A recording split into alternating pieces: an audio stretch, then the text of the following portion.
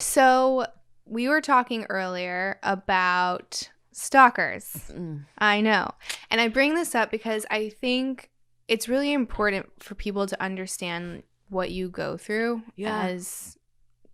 People blame it because we did porn, but I've talked to mainstream people that also have the same issues, right?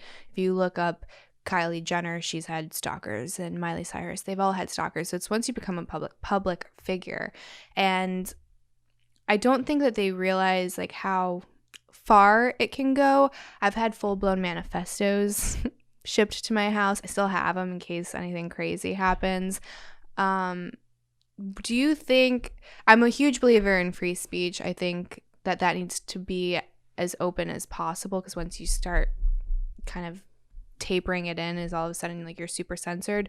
But do you think that sort of thing needs to be regulated, or do you see any solutions? So when someone's like cyber stalking? Yeah, cyber stalking or doxing, all of these things that happen daily for some people. Okay, so for me, I know that when I see this dude that's stalking me make another account and I see, hey, I'm coming to Tampa, I almost fall to the ground, you know? I feel like porn stars need just as much protection as normal stars. It's really, they don't see how bad it can get. Like, I've had a friend who a guy went into her apartment. You know what I mean? It can get to that point, and it's like authorities don't really care, you know? They don't.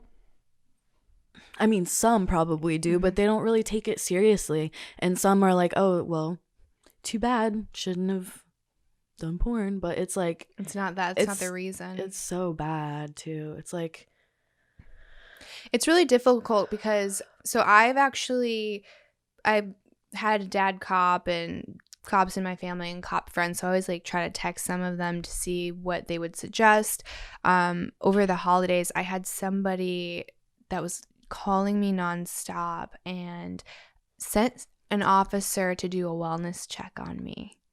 So they went to an old address because they thought that the one that they found online was accurate, and it wasn't. So the cops found my new address, came here. It was Christmas evening, and he's like, I had to do a wellness check, so and so called. And I was like, can you not let him know that you found me or where you found me, because I don't know this person. So scary. And the officer was super kind, and he was like, I understand. Yeah, I'll make sure that I keep all of this private, but there's not really a lot that we can do. Just make sure you're keeping track of the phone calls and the texts. And I think that there should be some kind of way that if you can provide proof on social media, that they should be able to find the IP address and just block that person from using the services. Yeah, I think it's just really difficult because like they will delete the account like immediately, so that they can't be tracked. It's like, there's got to be a record of it, though, you would imagine. I mean, I try to take screenshots, but they delete it so fast.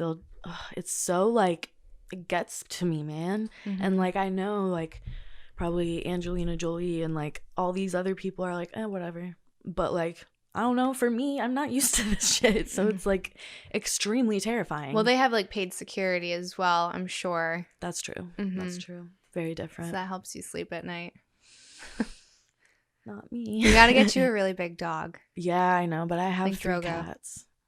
Like Drogo. Yeah, get one like Drogo. Yeah. So cute. Yeah, your dogs are so adorable. Thanks. Yeah, they're knuckleheads, but they have serious barks, so that makes me feel really safe. I used to travel with Drogo all the time when I was doing my LA trips, because it made me feel better when I was staying at Airbnbs, because I would stay downtown. That's friggin' sketchy. That's terrifying. Yeah. I didn't know. I was like, this is cute. There's restaurants everywhere. It's a great price. It's a great price for a reason. And I didn't piece that together until I was already down there. So I was like, I'm bringing my dog next time. Yeah. Dang, it's scary down there. Where did you live when you were shooting? I lived in North Hollywood. Oh, you did? Yeah. But I spent a lot of time in Hollywood with Carly. We were like always together. But like North Hollywood was my spot. Did it help having a buddy? I've never really got to do that. I always tried. How, like a friend? Yeah. Yeah, it helped. But I mean, I don't know, like from that experience, I don't know who to trust. You know what I mean? Like having a buddy is cool and all, but things can happen, and like, you know, it just can turn really bad. Not with Carly, but I'm talking about with, you know, other people. Yeah. But yeah, Carly helped a lot. So much. I would be depressed, but I would be depressed with her. So it was really cool. And then I brought my cat to LA, so she helped. Do you think, so I never really paid attention to it on like a deeper level, but you know how they have like all the competitions all the time, and they kind of pit the girls against one another. So when I was verse the tweets that are like verse, those things, but also the companies. When I was shooting with, well, first even DP Challenge, right? Like that alone was getting girls against each other for this super amazing contract. And then after that, when you win, they made me start a Twitter fight with PETA on or it's, that's how you say it, right? PETA, yeah. And she had her contract with Brazzers, and they were purposely getting us to do a Twitter fight. And then I was like just being funny, and then she got serious, so then I got serious, and I was like, why are you doing this to us?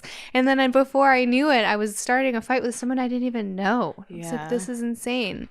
And it becomes like really competitive, so I feel like that's a big reason why there's not a lot of successful relationships in the industry. It is all competition. Like, I mean, I could get really into that by like girls being competitive because of like where we come from as human beings, you know, fighting for, but I don't know. I think that I have better friends outside the industry, even though they can't relate to some of the things that I go through. I don't want them to, you know, like I don't know. It's different. I think that's one of the great things about OnlyFans and that getting so popular is that it's showing that their like resources are abundant. We don't have to compete. Everyone can crush it, and you actually benefit when you work together and collaborate. So, and I think it also like shows you your worth, like more than when you were shooting mainstream. At least for me, I would get called like what was the word I was going to use? Basically like that I was very egotistical because of my rates, and that I must have had like a self-inflated value of myself, and it wasn't that much considering how much they splice it up, and that one thing that you shoot and you get that one day's pay is turned into 20 to plus things and sold over and over and over again. I was like, I feel like I'm still not getting paid enough, but this is just what I think you can pay me. So when you start doing stuff like OnlyFans or Snapchat or your own pay site or whatever it is, you're like, holy cow, this is what I'm worth. Yeah. Actually, I was just gonna say something. I don't like mainstream actually anymore because they put my real name on a box cover. No way. How did that happen? Either people really hate me because I have burnt a lot of bridges, or there's some really incompetent people that need to be fired immediately. Can you tell me the company or no? It was I think it was, I don't know, but it got onto Adult DVD Empire. So and then by then it's too late to even do anything about. So holy cow. I don't even know how they get the names of some people. Like when my name got released, I was like, who in high school is out there doxing me because you didn't like me? Because that's what it had to have been. There was no one else that would have been like, oh, I know her. I didn't know anyone in the industry, but it got out. And I remember when it first got out, I was mortified. I was like, I'm going to get murdered in my bed. And now I've kind of owned it because obviously I do the podcast in my real name. Yeah. But the moment it happens when it's not under your control, it's really scary. My thing is when they get super invasive and try and contact your family, that is like, that I will get very serious if anyone comes towards my family.